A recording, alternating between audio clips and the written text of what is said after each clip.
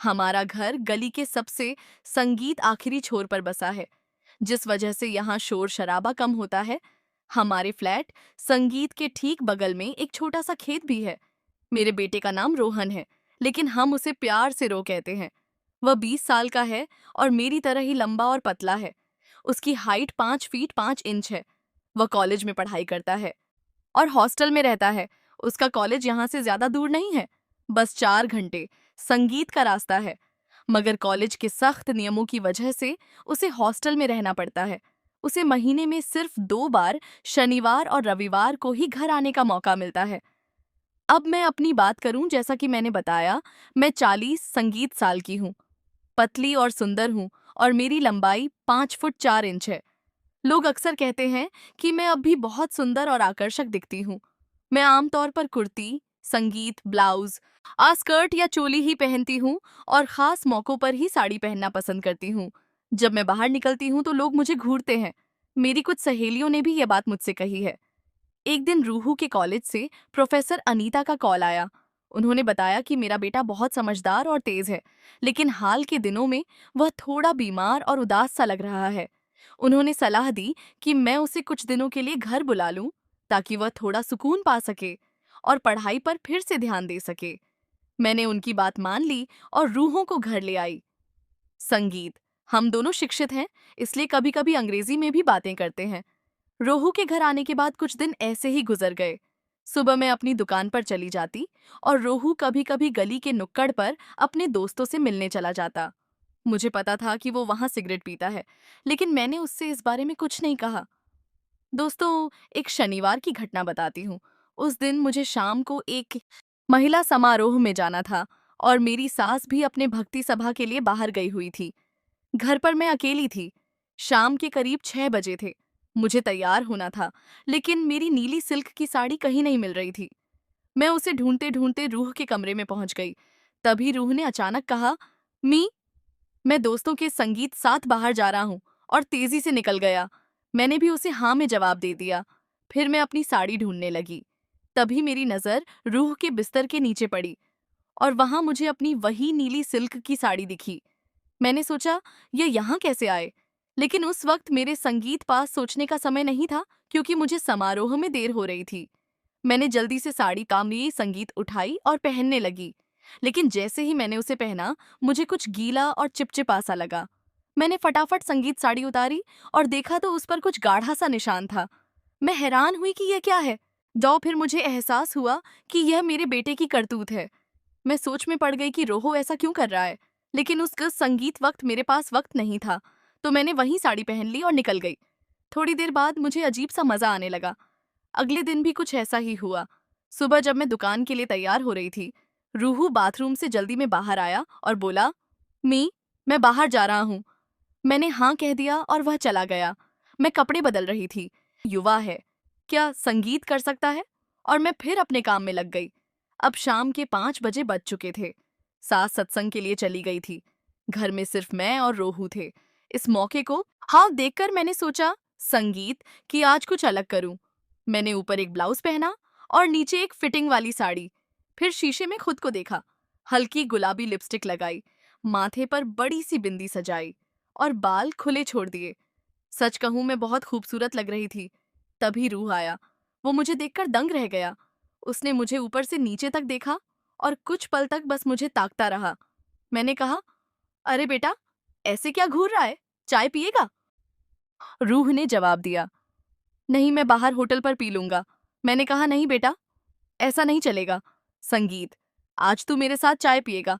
और हाँ, मुझे पता है तू सिगरेट संगीत पीता है। अगर पीनी हो तो अपने कमरे में पी लेना।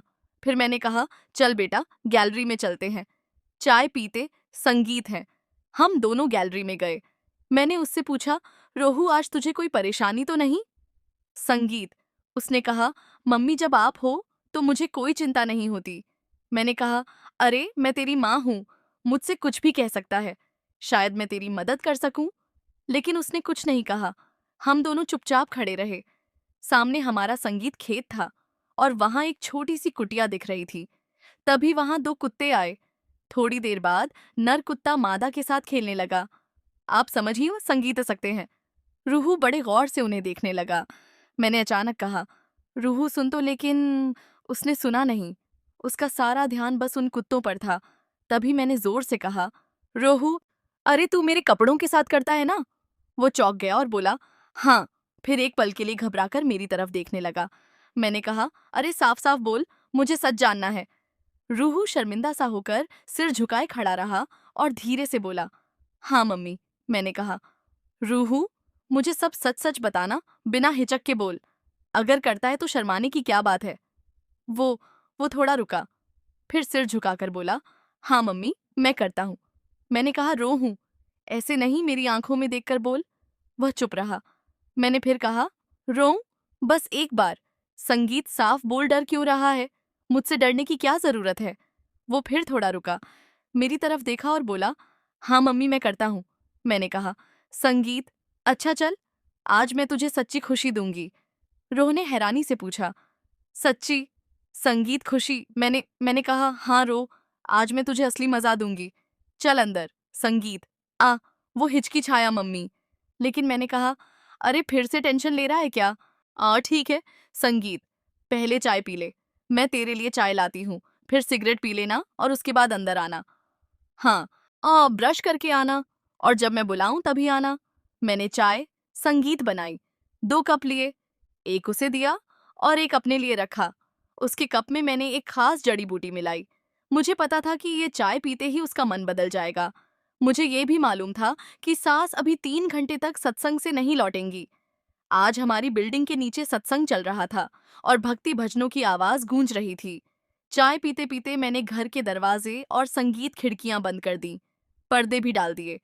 सिर्फ किचन की रोशनी चालू थी, क्योंकि बाहर हल्की बारिश हो रही थी और अंधेरा सा छा गया था। किचन की मध्यम रोशनी। मैंने कहा, हाँ बोल, क्या? फिर मैंने लिखा, आते वक्त बिस्की लेते आना, आज थोड़ा पियेंगे, मुझे पता है। संगीत, तू दोस्तों के साथ पीता है। रूह ने जवाब दिया, हाँ मम्मी, जरूर। फिर उसने संगीत लिखा, मम्मी आज तुम मेरे साथ सिगरेट भी पीना, मुझे पता है तुम भी पीती हो। मैंने संगीत लिखा, हाँ हाँ बेटा, जैसा तू कहे वैसा होगा। फिर एक और मैसेज किया, कभी कभी मैं तुझे एक संगीत खास सिगरेट भी दूंगी। रात हो चुकी थी। सास नीचे पड़ोस में चली गई थी। रात के 10 बजे बज गए थे। मैंने रूहों को मैसेज किया, बेटा कहाँ है? उसने जवाब दिया, मम्मी, संगीत, रास्ते में हूँ। एक दोस्त मिल गया था, इसलिए थोड़ी देर हो गई। मैंने लिखा, ठीक है। उसने फिर लिखा, मम्मी आज हल्का खाना खाएंगे? मैंने कहा, ठीक है, जैसा तू चाहे। फिर मैंने मैसेज किया, आज तू अपने पापा की जगह ले, ये मंगलसूत्र मुझे पहना दे। रूह ने जवाब दिया, हाँ मम्मी, मैं पहनाऊंगा। संगीत, लेकिन तू मुझे अपना बेटा ही बुलाना। मैंने लिखा, हाँ बेटा, मैं तुझे अपना संगीत बेटा ही कहूंगी। उसने स्माइली भेजी।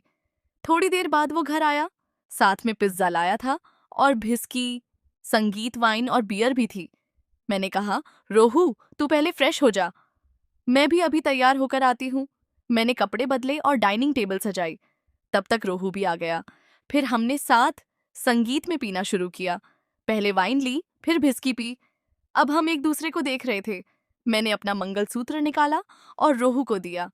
हमने और भिस्की पी और उसने भी ली। फिर हमने मोमबत्ती की रोशनी में डिनर किया।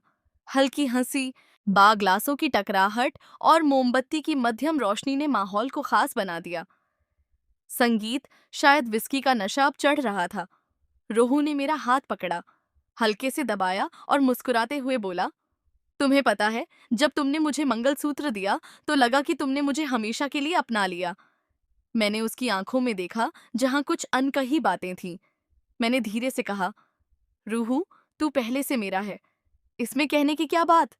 उसने शरारती अंदाज में कहा, अच्छा लगता है, मैं हवा में उड़ रहा हूं। हम दोनों हंस पड़े। रूह ने मुझे गले लगाया और बोला, तुम साड़ी में बहुत सुंदर लगती हो। उसने मुझे गौर से देखा और कहा, ये रात सिर्फ हमारी है। मैंने सिर झुकाया और उसे गले लगाया। मोमबत्ती की रोशनी, वो हल्का आराध है, संगीत, संगीत और हमारे दिलों की धड़कनें ही अब हमारे बीच थी। उस रात संगीत चांद भी चांदनी बिखेर रहा था, जैसे हमारी इस खास रात का साक्षी बनना चाहता हो। हवाएं भी हमारी चुप्पी